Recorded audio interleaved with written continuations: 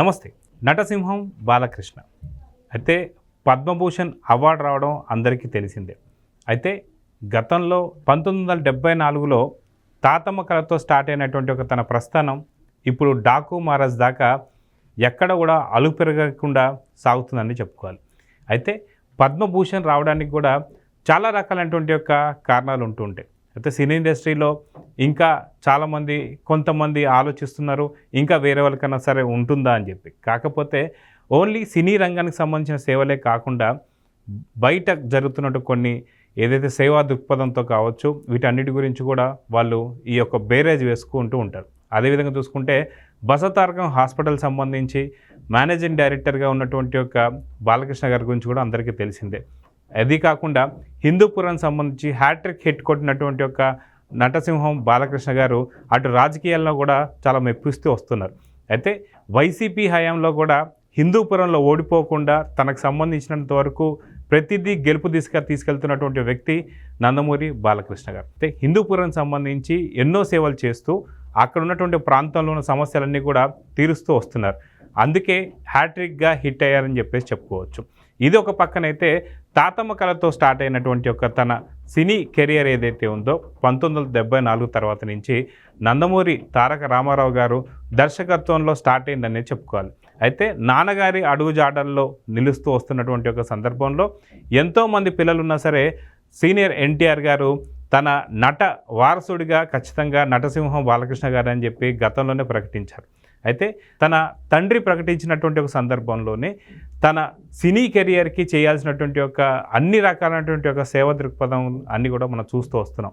దాదాపు 109 సినిమాలు ఇప్పుడు పూర్తి చేసుకొని డాకు మహారాజ్తో దాదాపు 100 సినిమాలకు పైగా మనం చూస్తూ వస్తున్నాం. మంచి హిట్లని చెప్పి చూసుకోవచ్చు. ఈ 100 రోజులు కాదు, ఈ 109 సినిమాలలో దాదాపు 1000 రోజులు ఆడినటువంటి ఒక సినిమాలు కూడా చాలా వరకే ఉన్నాయి. అయితే పద్మభూషణ్ సంబంధించి ఓన్లీ సినీ రంగంతో పాటు తన రాజకీయంగా కావచ్చు, అదేవిధంగా బసవతారకం హాస్పిటల్ నుంచి సంబంధించి తన సేవ దృక్పథం కావచ్చు, ఇవే కాకుండా కొన్ని అన్ని రకాలైనటువంటి బుల్లితెర పైన కావచ్చు లేదా వెండితెర పైన కావచ్చు, ఇప్పుడు ఆహా వేదిక మీద కావచ్చు. సో తనకున్నటువంటి ఒక ప్రస్థానాన్ని మాత్రం ఇప్పుడు ఉన్నటువంటి ఒక ప్రభుత్వం గుర్తించిందని చెప్పుకోవాలి. అయితే పద్మభూషణ్కి సంబంధించి ఎన్నో రకాలైనటువంటి ఒక అవార్డులు ఇంకా గతంలోనే మనం చూసాం. తన స్వర్ణోత్సవం ఏదైతే సినీ రంగంలోకి అడుగుపెట్టి దాదాపు 50 సంవత్సరాలు పూర్తయినటువంటి ఒక సందర్భంగా స్వర్ణోత్సవం సంబంధించి నోవోటెల్ హోటల్లో జరిగినటువంటి ఒక దానికి కూడా చిరంజీవి గారితో పాటు అదేవిధంగా మనం చూసాం గతంలో ఉన్నటువంటి యొక్క సినీ ప్రముఖులు కావచ్చు, రాజకీయ ప్రముఖులు కావచ్చు, చాలామంది హాజరైతే అయ్యారు. ఇదే విధంగా అప్పుడు అట్టహాసంగా జరుపుకోకుండా, ఎందుకంటే అక్కడ ఉన్నటువంటి ఒక సందర్భంలో కొంత ఇబ్బందులు పడుతున్నటువంటి విషయంలో అక్కడ ఉన్నటువంటి సిచ్యువేషన్లో ఆ యొక్క ఇష్యూని కావచ్చు, ఆ యొక్క సెలబ్రేషన్స్ని చాలా పెద్ద ఎత్తున చేయకుండా దీన్ని తర్వాత ఎప్పుడన్నా చేయొచ్చు, ఎందుకంటే అప్పుడే ఏదో ఇన్సిడెంట్ అయినటువంటి సందర్భంలో విషాదంలో ఉన్నటువంటి యొక్క ఏపీకి సంబంధించి తను మానుకోవడం కావచ్చు, ఏదైతే ఒక వరదలు వచ్చినటువంటి సిచ్యువేషన్లో విజయవాడ వరదలకు సంబంధించిన విషయంలో తను మానుకోవడం కావచ్చు, ఇవన్నీ కూడా తనకున్నటువంటి ఒక మానవత్వాన్ని చాటుతుందని చెప్పుకోవాలి. అయితే ఈ వేడుకలకు సంబంధించి ఇప్పుడు ఏదైతే పద్మభూషణ్ రావడంతో తెలుగు ఇండస్ట్రీ మొత్తం కలిపి బాలకృష్ణ గారికి ఒక పెద్ద ఎత్తున ఈవెంట్ చేయాలని చెప్పేసి అయితే ఆలోచిస్తున్నట్టుగా అందరికీ అర్థమవుతుంది.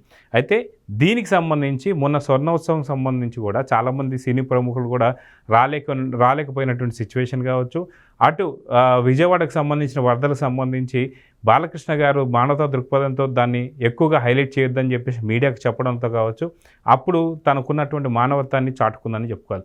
అయితే ఇప్పుడు స్వర్ణోత్సవం సంబంధించి ఆ వేడుకలు సరిగ్గా జరగలేదు కాబట్టి ఇప్పుడు రానున్నటువంటి ఒక పద్మభూషణ్ అవార్డుకు సంబంధించి ఈ ఈవెంట్ మాత్రం చాలా పెద్ద ఎత్తున చేయబోతున్నారు అనేది మాత్రం తెలుస్తుంది. అదే కాకుండా గతంలో మనం చూసుకుంటే ఏదైతే వైసీపీ హయాంలో కూడా చాలా రకాల అడ్డంకులు మాత్రం సృష్టించుకుంటూ వచ్చారు ఏపీకి సంబంధించినటువంటి ఒక ప్రభుత్వానికి. అప్పుడున్నటువంటి ఒక ఉన్న సిచ్యువేషన్లో ఎవరికి కూడా సరైన న్యాయం జరగలేదు. ఇప్పుడు కూటమి ప్రభుత్వం వచ్చిన తర్వాత అందులోనూ హిందూపురం ఎమ్మెల్యే కాబట్టి అటు రాజకీయాల పరంగా ఇంకో ప్రకారంగా సేవా దృక్పథంతో బసవతారకం హాస్పిటల్ నుంచి కావచ్చు, సినీ రంగంతో పూర్తి సినిమా రంగం మొత్తం కూడా ఒక పెద్ద ఎత్తున ఈవెంట్ ప్లాన్ చేస్తారు. ఇది కూడా అమరావతిలో జరగబోతుంది. అమరావతిని వేదికగా చేసుకోబోతున్నారు అనేది కూడా ఒక సమాచారం. అయితే ఈ యొక్క వేడుకలకు సంబంధించి పద్మభూషణ్ వచ్చిన తర్వాత నుంచి కూడా చాలామంది సినీ సెలబ్రిటీలు కావచ్చు, వాళ్ళందరూ కూడా ట్విట్టర్ వేదిక కావచ్చు లేదా సోషల్ మీడియా వేదిక కూడా ఎంతోమంది విషెస్ చెప్పడం మనం వస్తున్నాం. మరి కొంతమంది అయితే ఇంటికి వెళ్ళి మరి బొకేలు ఇచ్చి మరి విషెస్ చేస్తున్న సంగతి అందరికీ తెలిసిందే. వీళ్ళంతా ఒక ఎత్తు అయితే మేనల్లుడు, అదేవిధంగా పిల్లనిచ్చినటువంటి ఒక అల్లుడు ఎవరైతే ఉన్నారో నారా లోకేష్ గారు కూడా ఆయన కూడా చాలా మంచిగా ట్వీట్ చేయడం అయితే జరిగింది.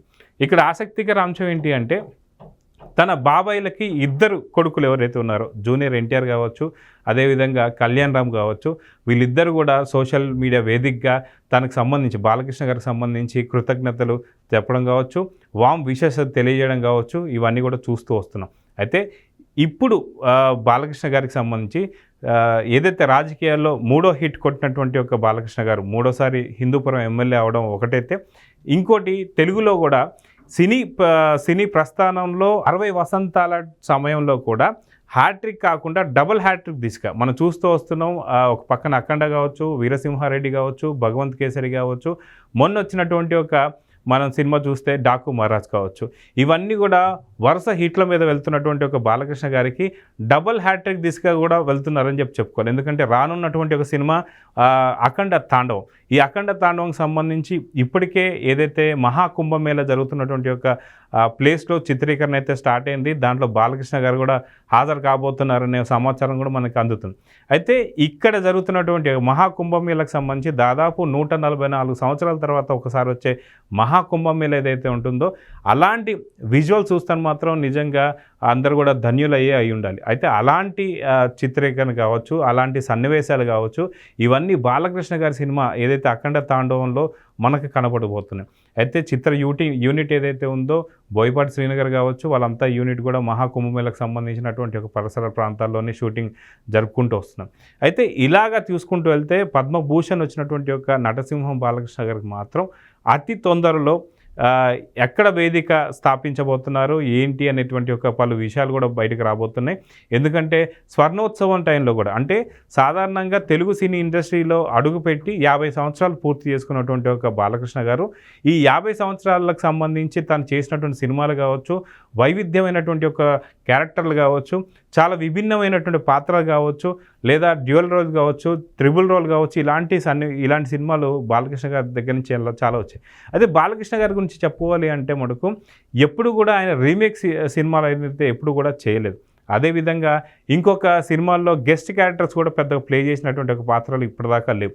అయితే ఇలాంటి విభిన్నమైనటువంటి ఒక చరిత్ర కలిగినటువంటి నటసింహం బాలకృష్ణ గారికి మాత్రం అటు సినీ ప్రముఖులు కావచ్చు, రాజకీయ ప్రముఖులు కావచ్చు, అదేవిధంగా మిగతా వారందరూ కూడా ఒక పెద్ద ఎత్తున ఈవెంట్ చేయాలని అయితే ఆలోచనలు అయితే ఉన్నారు. సో ఎక్కడ చేస్తారు ఏంటి అనేది పూర్తిగా ఇంకా అఫీషియల్ డీటెయిల్స్ అయితే బయటికి రాలేదు. సో అతి తొందరలోనే ఈ యొక్క ఈవెంట్ పెద్ద స్థాయి ఎత్తున జరగబోతుందని చెప్పి, అది కూడా అమరావతి వేదికగా జరగబోతుందనేది కొన్ని వార్తలు అయితే వస్తున్నాయి. సో చూద్దాం మరి. మొత్తానికి మన లియో ఛానల్ తరఫున కూడా నటసింహం బాలకృష్ణ గారికి పద్మవిభూషణ్ ఏదైతే వచ్చిందో ఆ పురస్కారాన్ని అందుకునే సందర్భంగా మా తరఫున కూడా మీకు ఒక వామ్ విషెస్. Thank you.